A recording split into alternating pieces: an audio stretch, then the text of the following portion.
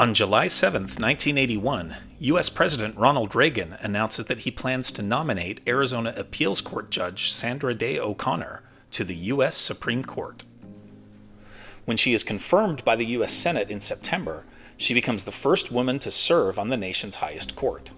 This fulfills Reagan's campaign promise to appoint the first woman to the Supreme Court.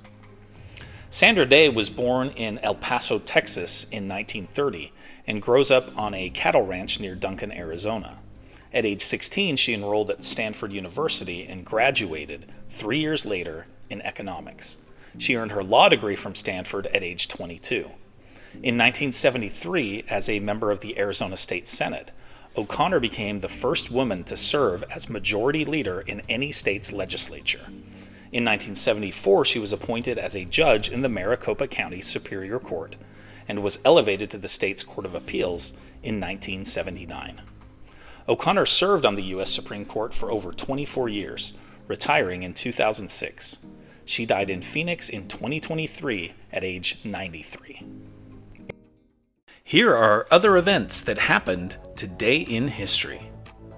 In 1798, the U.S. initiates an undeclared naval war called the Quasi-War with its former ally, France.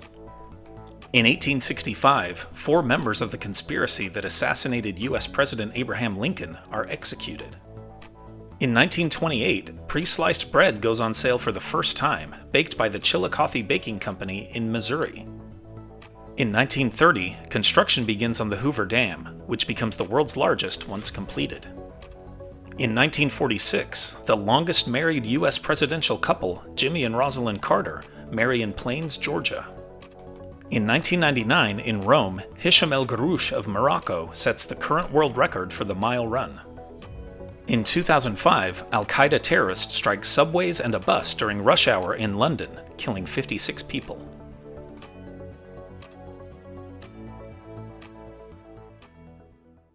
And now it's time for our Today in History quiz.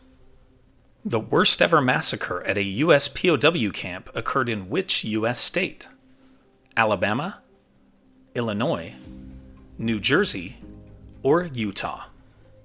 Think you know the answer? Drop your guesses in the comments below.